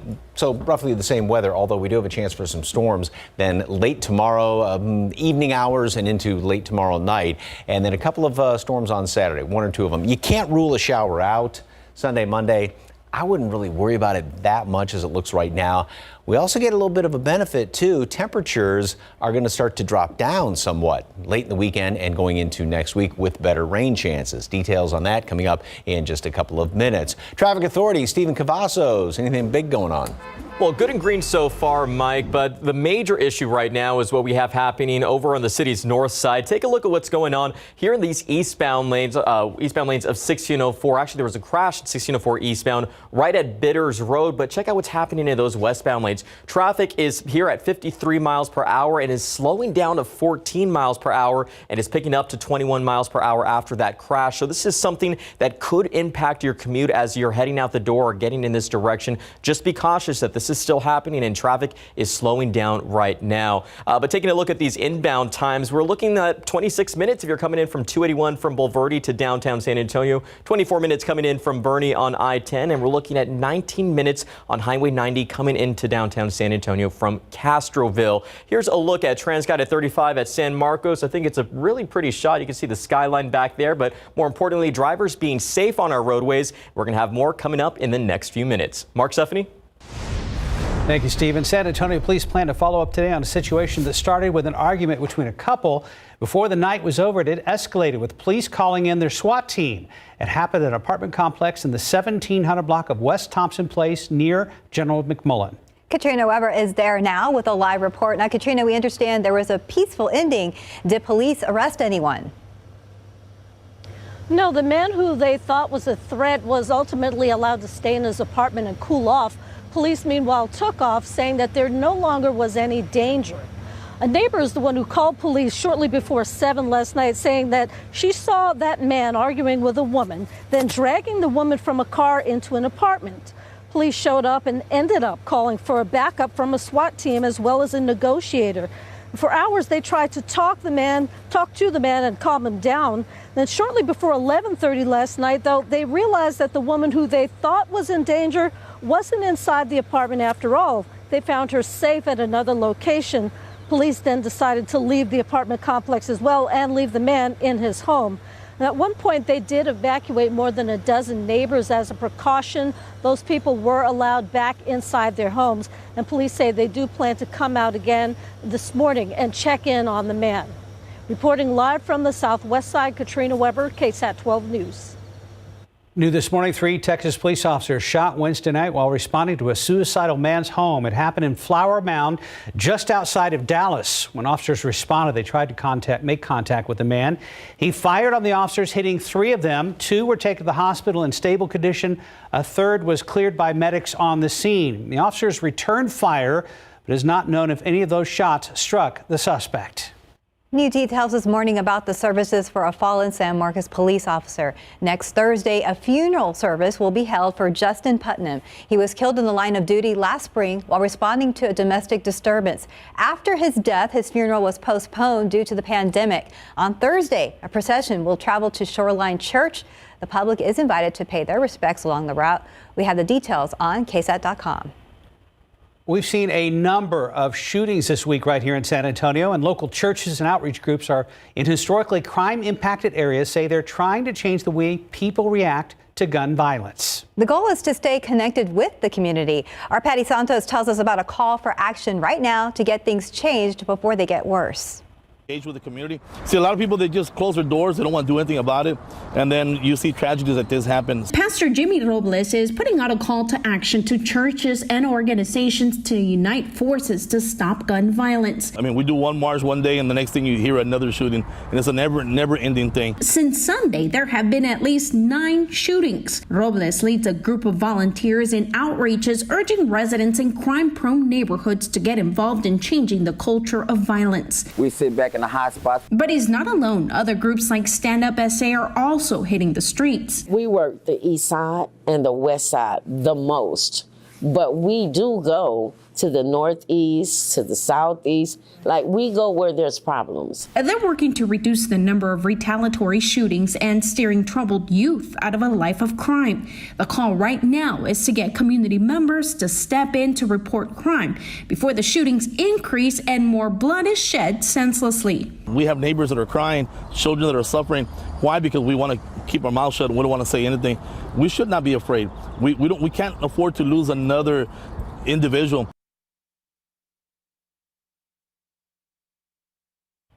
And San Antonio police say those shootings do not appear to be related. They have taken steps to increase police visibility in the neighborhoods impacted, and they're urging anyone with information on those shootings to call homicide at 210-207-7635. Well, 9 people are now dead as a result of that mass shooting at San Jose's transportation maintenance hub. Investigators say Samuel Cassidy was an employee who had opened fire, had multiple weapons, and killed 9 people. The shooting happened Wednesday morning at that maintenance hub. Police say more than 40 employees were there at the time. Sheriff's Department is next door to the transit yard, and deputies ran across the street when shots were fired. This latest incident marks the 232nd mass shooting in the U.S. this year. In Washington, there's a showdown with lawmakers over creating a bipartisan commission to investigate the January 6th attack on the Capitol. A bill to establish it passed the House last week, but passing it in the Senate is not likely. Majority Leader Chuck Schumer is prepared to force a vote, but Republicans are prepared to filibuster. The vote could come this afternoon, but at the longest, it could drag out until over the weekend. Right now, 6:37, about 75 degrees. And still ahead, we're going to talk with a pediatric orthopedic surgeon about girls' sports medicine.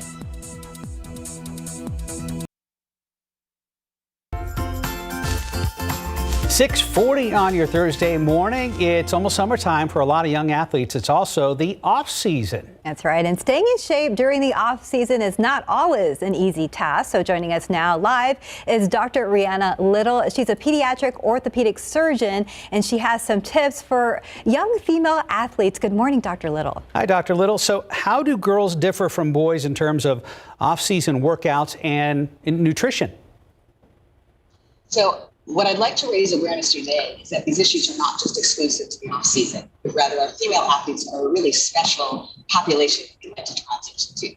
So for example, they are more susceptible to a condition called relative energy deficiency in sports. We abbreviate that REDS. In simpler terms, this is when we are under fueling the body. Sometimes this can be intentional with disordered eating, but many times this can be inadvertent because our female athletes don't realize that they need more calories to support their athletic activities. So this REDS, when left unchecked, can progress to a much more serious condition called the female athlete triad. And so you have the low energy availability, and then that can progress to hormonal disturbances, and that in turn can lead to low bone mineral density. In the adults, we often think of this as osteoporosis. If you can imagine, we know that just one of these 3 components has been reported in up to 60% of our female athletes. So this is why we need to pay more attention to the unique issues, both in season and off season. Things that I want to raise attention to, sports that are higher risk. If it's a sport that emphasizes leanness or demands really high energy usage or has an aesthetic component, you might be thinking of examples like swimming, cross-country running, gymnastics, and cheerleading. These are at higher risk. So in order to keep our female athletes in season and off season, we want to be aware of these issues. And this allows us to have concerns be identified before they progress to destructive problems. For example, as a pediatric orthopedic surgeon, a patient might present to me with a stress fracture that could have been identified much earlier if we recognized some of the contributing fractures. A stress fracture might keep them out for 3 to 6 months of the competitive season. So if we address these issues in the off season, we can keep them healthy come fall. So we'd like parents and coaches to engage their teenagers and their preteen athletes in these really important conversations, because then they can bring their concerns to their pediatrician during the summertime, and maybe they have more time to engage them in conversation. And then evaluation and treatment. All right, Dr. Little, we've got a second question for you here. Mm-hmm. Yes, thank you. Sorry about that. We had a little glitch in the connection, but we wanted to ask you, at this age, a lot of the kids, they want to eat junk food, of course, but what kind of dietary guidelines would you recommend for pre-workouts and post-workouts, specifically for teen girls? I'd really like to take the emphasis off of pre and post workout, only to highlight that it's important to have balanced nutrition throughout. So we want to get you away from pre-workout drinks and post-workout recovery and focused on whole food nutrition. So get rid of the processed foods, eliminate that junk food, and of course, hydration, hydration, hydration. Pure water here in the hot summer heat would be the best choice for them. Very good advice, especially looking forward to these hot summer months. Yep. All right, Dr. Little, thank you for your time. We're out of time, unfortunately, but we hope you have a great summer. Thanks very much. Thank you. Let's check out traffic right now. 6:44. Here is Stephen Cavazos with the latest. Yeah, Mark, Steph, the big issue right now is happening on the city's north side, which we've been telling our viewers about this morning. Take a look. This is actually now we know is officially in the westbound lanes. And you can see, as we showed you earlier, traffic is slowing down at 39 to 9 miles per hour where that crash is being reported. So do be extra cautious out there. This looks like it's going to be a big issue for drivers as they get ready for their day and head out in that area. That crash is likely to be there, but of course we will be keeping tabs on it throughout the morning. Another crash that we've spotted that's not causing too many issues, but we do want people to be aware of, is right here at South San Joaquin Avenue near Old Highway 90. That's not impacting anybody's commute, but if you live in that area, just be a little bit cautious as you head out the door this morning and get ready to head to work or maybe take the kids to school. Taking a look here at 35 in Topperwine, things are picking up nice and smoothly as people are getting ready for their day. Hopefully going to get a cup of coffee before they get their day started. I'd like one as well. Yeah, me too. Good idea, Stephen. And donuts with the coffee. Oh, that sounds great. I still need to bring you guys donuts since that's a new guy. We just asked for small things. That's okay. I'm just kidding. You're fine, Stephen. That's beautiful. Yeah, the beautiful blue skies out there, and not a lot of times people take pictures of sunflowers like that, and of course the caption as well. Have a great day, KSAT. Thank you very much, Nelda, and likewise, everybody have a fantastic day. It's starting off pretty murky out there. It is very warm and humid. Got a lot of, this is the water vapor imagery. And there's a lot more moisture aloft in the atmosphere, mid and upper level. So probably going to have that milky shade of the sky, a little bit tougher to get rid of some of the clouds today. We'll still have some sunshine thrown on in, and that's going to help to heat things up once again into the upper 80s, beg your pardon, later on this afternoon.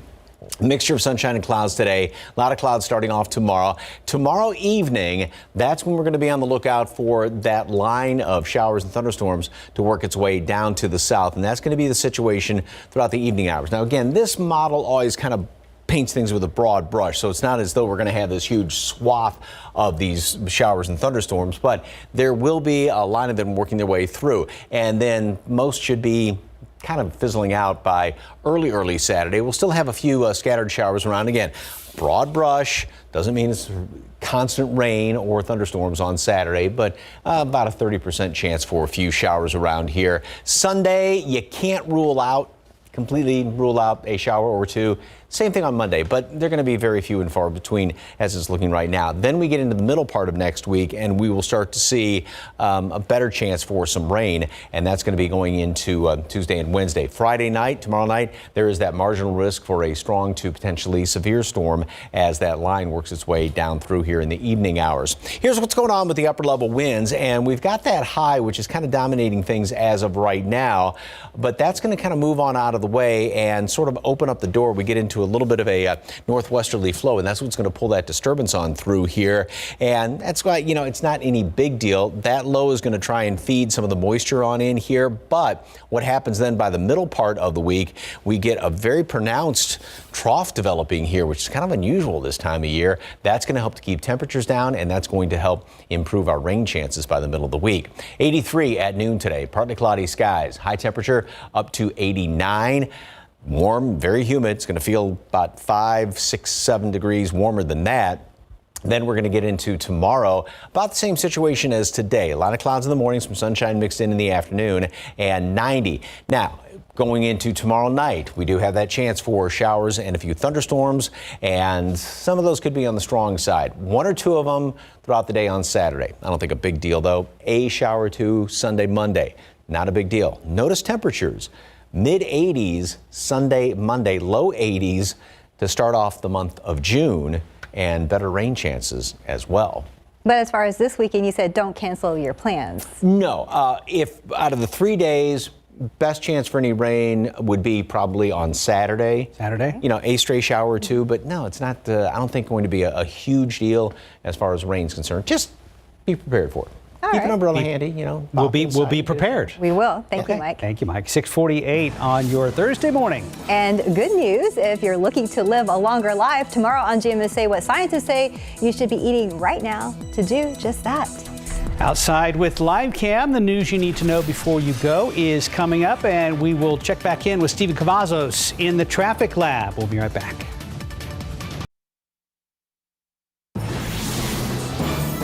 Good morning. Coming up here on GMA, we will be talking about the holiday weekend forecast coast to coast as folks are starting to get back out and travel is going to reach pre-pandemic numbers. But we, of course, have to start with that shooting in California. 9 people killed in that railway station in San Jose. The search for the motive this morning. We're going to be live at the scene and also have an eyewitness who knew the shooter live with us on GMA. We hope you'll join us, too. This is the calm after a tense night here at this apartment complex on the southwest side. Good morning, I'm Katrina Weber. For hours, police stood by ready for trouble here, worried that a couple's argument might turn into something more explosive. They called in a SWAT team and negotiators to handle what they thought was a standoff. A neighbor had called police shortly before 7 last night, concerned by what she saw involving a couple. She told police she saw a man and woman arguing at first, then saw the man drag the woman from a car into an apartment here at the Thompson Place Apartments. As police moved in, they moved out more than a dozen neighbors as a precaution. Then they settled in for hours of negotiations. Shortly before 11:30 last night, police found out the woman who they thought was in danger actually had left the apartment and was safe. Police say the man who they thought was a threat was allowed to stay inside his apartment. They say he no longer was a danger, but they do plan to come back again this morning to check in on him. Reporting from the southwest side, Katrina Weber, KSAT 12 News. January 6th, the attack on the U.S. Capitol. Now, a showdown at the U.S. Capitol over creating a bipartisan commission to investigate that attack. A bill to establish it passed the House last week, but passing it in the Senate, not likely. Majority Leader Chuck Schumer is prepared to force a vote. Why the various shifting reasons, why Republicans can't support a simple bipartisan, down the middle, 50-50 commission. But Republicans are prepared to filibuster. 10 would have to break ranks to end it. And right now, there are only 3 who've said they'll support the bill. Alaska's Lisa Murkowski and Utah's Mitt Romney. Maine's Susan Collins is a yes, but with changes. The list of no votes includes influential Minority Leader Mitch McConnell. It's not at all clear what new facts or additional investigation yet another commission could actually lay on top of existing efforts. There are 2 investigations underway. The Justice Department is focused on bringing criminal charges against people involved in the attack, and the Joint Senate Committee investigation is focused on the security response, primarily the U.S. Capitol Police. This investigation would be a look at the big picture. What happened before, during, and after January 6th. Now, it's up to the Senate. I'm Britt Conway reporting. 5 till. Let's go ahead and take one last look at traffic with Stephen Kavah. Mark, 7 of the day is getting started. People are getting out, so let's just go ahead and see what they can expect right now on our roadways. This is a big thing right now. This is happening in the westbound lanes of 1604. This is a crash that we've been telling you about. Right in those westbound lanes, traffic slowing down to 11 miles per hour right in that area. This is going to be the big issue if you're heading out the roads in that area in the next few moments. Let's take a look here. Those commute times, things are looking pretty good. 23 minutes coming in from Lavernia on 87, 29 minutes coming in from Seguin on I-10, and 27 minutes coming in from 35 at New Braunfels. Another look here at TransGuide. Buckle up, be safe. We'll be keeping a close eye on the roads. And it is warm and humid. Fire up the air conditioning. We're at 74 right now. Been pretty steady all morning long. And throughout the day, we'll make it up to 82 at noon, 89 for high temperature today. It's going to get kind of breezy later on this afternoon and very humid, of course. Same thing tomorrow. Then a chance of rain tomorrow night. 1 or 2 showers, thunderstorms on Saturday. Thank you, gentlemen. Yeah, thank you. And then breezy. Anything will help. You guys have a great day. We'll see you back here at 9.